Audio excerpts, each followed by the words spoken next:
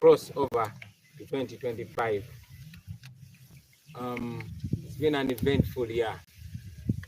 On our side, we remember with heavy, very heavy hearts our loved ones that have departed, more especially our deputy president, my deputy president, Mama Joy Mugisha, who we lost this year. We continue to keep her in our thoughts, and many other comrades and family members that we lost. We pray for them and we hold them in the deepest and warmest parts of our hearts. 2024 has been a year of trials, of challenges, and of lessons.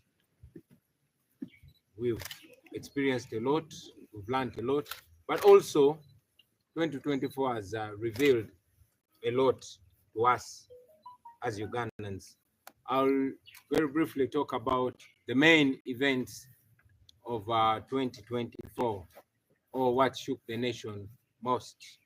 Of course, first and foremost is the corruption that continues to mess up our country, that continues to be a cancer in our country. We continue to see one scandal after another in Uganda, most especially in the parliament, regrettably so. We saw the Speaker of Parliament, Madam Anita Among, pocketing billions of taxpayers' money, of course, with protection from the state. We talked about this, but for a long time they dismissed us as just opposition talk, as political talk, until the young people of Uganda, branded as tribeless, partyless, took to the streets. They organized the march to Parliament in protest to the gross corruption that was going on under the watch of Madam Anita Among. You saw the young people protesting. Many of them were jailed, arrested, tortured. Sadly, some of our young people were sodomized in custody. This was a shameful thing that the regime has tried so much to sweep under the carpet, but until we expose it, is only when it's going to be stopped. Many young people were kept in jail as a way to discourage them from ever standing up against corruption. One of our comrades, Sammy of the Mighty Family, was the last one to be released on that count. On an even more sad note, the National Unity Platform was very disappointed to learn that even our then Deputy President was involved in this corruption scandal, this money heist at Parliament. We were disappointed to learn that he sat together with other parliamentary commissioners and awarded himself 500 million, which they claimed that it was a retirement benefit. Even if he gave himself that money, only 11 months in office, he had not even made a year. Anyway, as a National Unity Platform, we had to stand firm. So we called him out on that. We asked him to return the taxpayers' money, apologize, and resign his position at the commission. As expected, the regime protected him, and as we speak, he is still in the parliamentary commission, even when the party that appointed him to go there recalled his name. But we do what we can do against the corruption until we have the full capacity to weed it out. We've continued in 2024 to see a worrying state of our economy. We've seen hundreds, if not thousands, of young people daily leaving our country, jumping on planes to go to Arab countries, searching for greener pastures. We see lines and lines of very young boys and girls going to slave in unknown lands. And we've constantly seen and had stories of torture, stories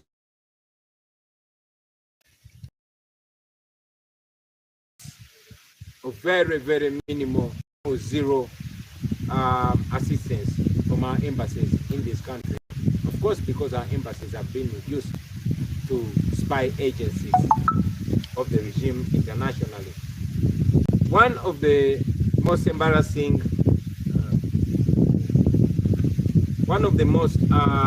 embarrassing things that we saw this year was the flawed national census.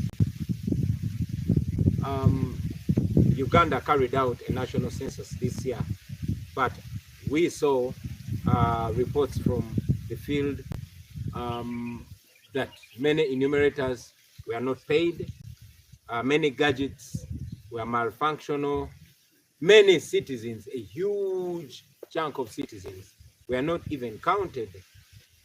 And at the end, when the final report came, we saw glaring inaccuracies and questionable statistics. Some communities of Uganda were shocked to be informed that they only reduced in the past 10 years. They only died. They did not procreate. They did not produce any children. Of course, it was very embarrassing, but so are the goings on in Uganda.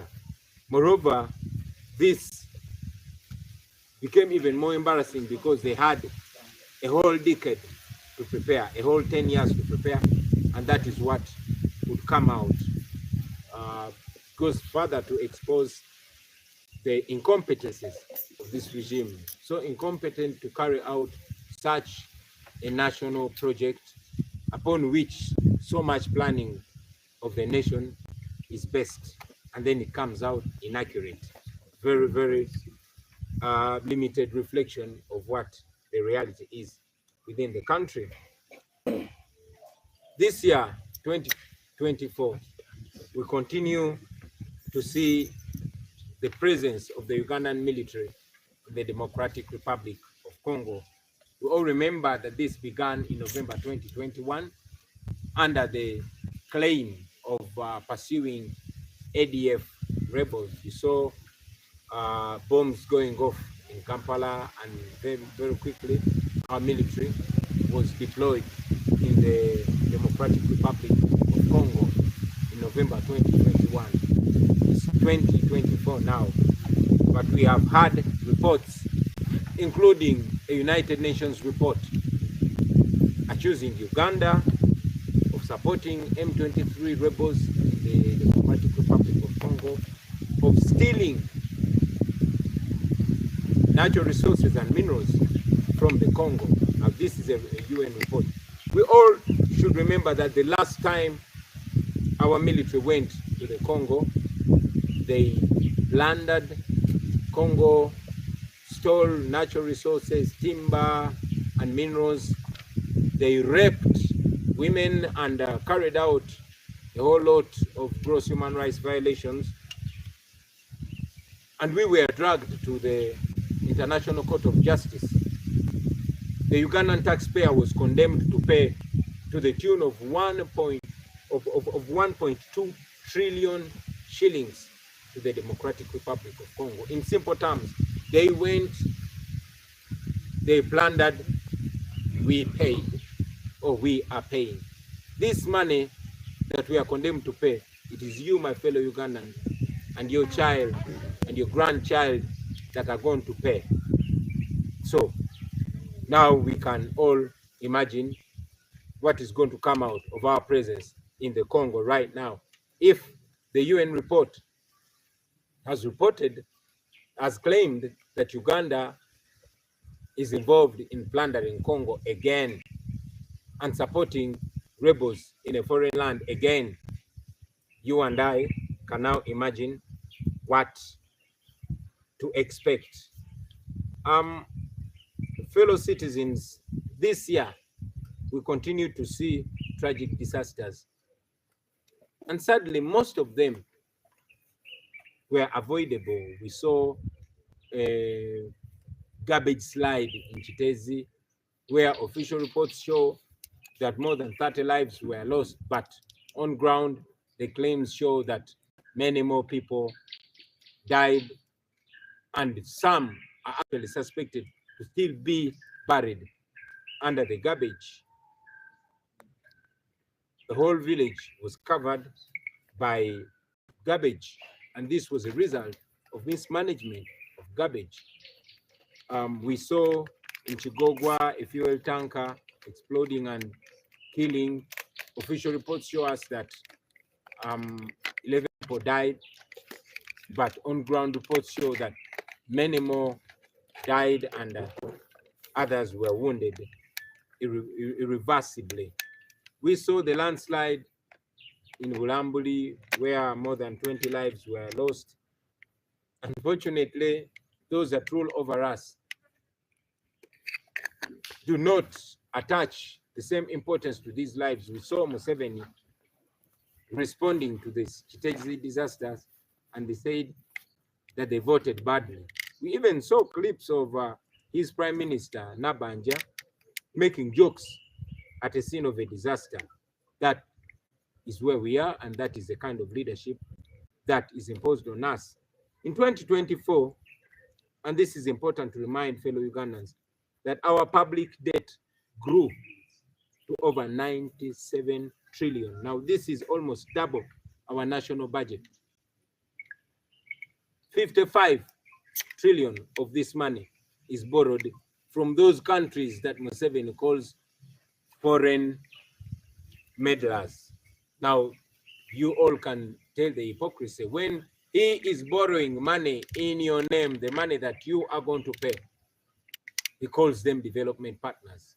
But when they call him out on abuse of human rights and democracy, he calls them foreign meddlers. That's the hypocrite that rules over us and shows more need and more urgency to get rid of him as soon as we can. We've again seen rising abductions in Uganda. Very unfortunately, we've exported the same nasty habit to even our neighbors in Kenya. We've seen so many abductions. Many of our people are still missing. But the most recent is the abduction of Dr. Kiza from Kenya, Dr. Besije and Haji Obedi Mtale from Kenya. They were illegally abducted from Kenya, brought to Uganda against international law, without any, extradition, legal extradition arrangements. They were brought to Kenya and court-martialed. Of course, we continue to condemn that, but condemning it is not enough. We must fight to practically put it to an end. Because now, we, the people that used to export positivity, we are exporting abduction. And the cancer is slowly catching in Kenya. We continue to see people imprisoned because of their conscience.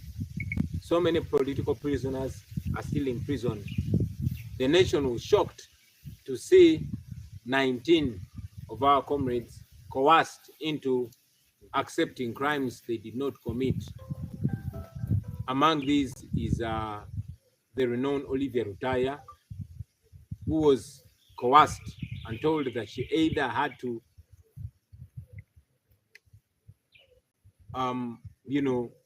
plead guilty or die in prison. Because she saw no hope of getting justice, she was cornered to plead guilty. And this includes 18 others, to make a total of 19. However, there are those that refused, and these include Kalanzi, Sheriff, they include Machete Yasin, they include Emma Kato and others. We stand with them.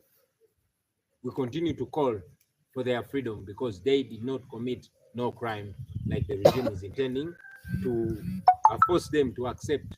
We also have many other comrades that are political prisoners that are kept in prison because of bogus claims. People like Bobi Young, people like Muyodi and many others. We stand with them and we call for their freedom. I must also mention the selective prosecution.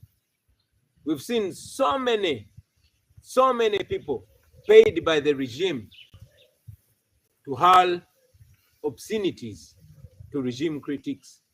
Some of them have even been rewarded by sounding government positions just because they are abusive, they are insulting, and they use nasty, obscene words against the opponents of the regime. But they've been rewarded. But there's a young man called Musuza Juma, also known as Madubala.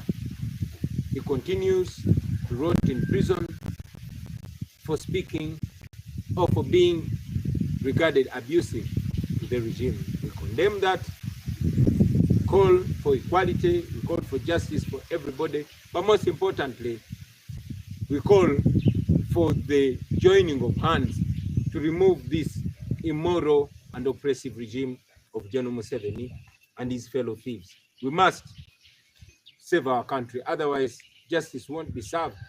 Those that do wrong will be rewarded, and those that do right will be punished.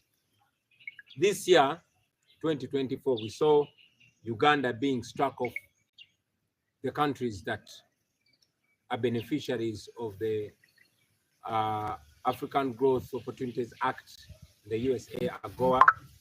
Uganda was scrapped off, and this was prompted by human rights abuses, by disregard of the rule of law, and all that. More than 6,000 of Uganda's products now can no longer have duty-free access to the world's biggest economy.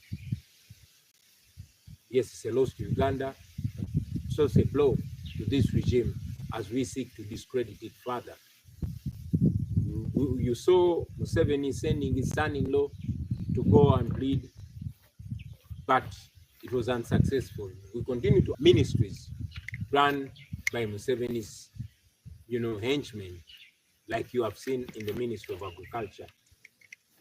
Coffee, we should note that earned Uganda 4.2 trillion in the financial year that ended in June this year.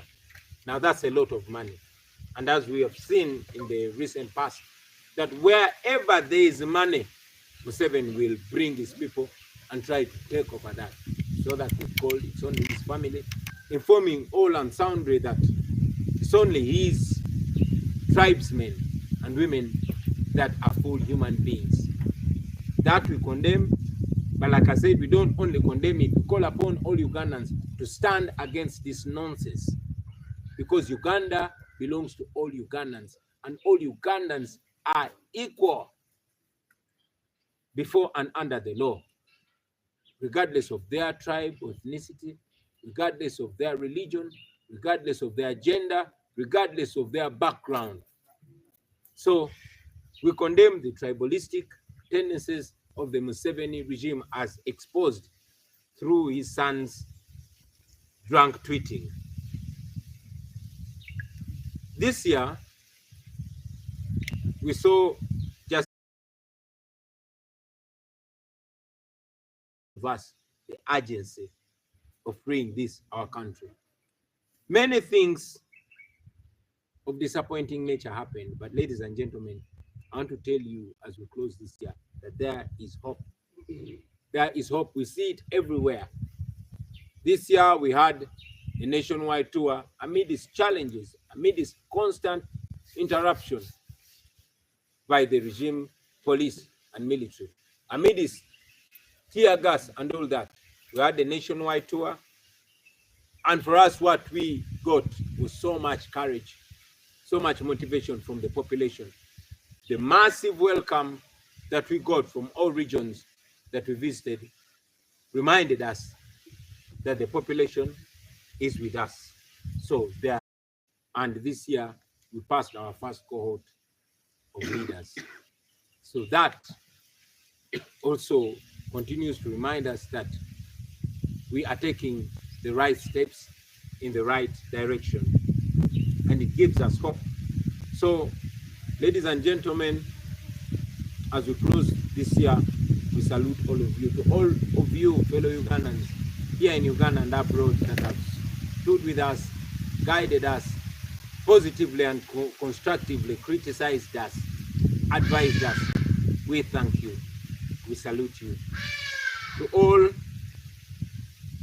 those that have had challenges, let us use those challenges to be better. Let us use the lessons and experiences of 2024 to bounce back bigger and better and stronger. Let's go into 2025 determined to make the best out of it and to make it a turning point of our lives and of the political future of our country. I will be speaking to you in the first week of January 2025 to share my insights and thoughts of the new year. But for now, I just want to thank you very much for staying alive, for staying positive, for staying moral, and for staying patriotic. I wish you a very happy 2025, and may God bless all the works of your hands. And may 2025 be a transformative year and a year of turning tables. Thank you very much for God and my country.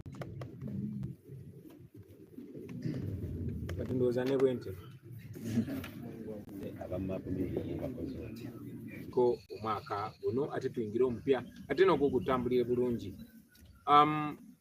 Feno mu NUP ne Western Uganda yino okutwaliza awamu eri bakodomi bange tumazeeko omwaka guno n'emitima emimenyefu oluvannyuma lw'okugufiirwamu Deputy President waffe Maama Jolly Mugisha ne bannaffe abalala bangi nnyo. Tubasabira Omukama myoyo gyabwe agiwumuze emirembe ne famire zaabwe ayongere okuzigumya.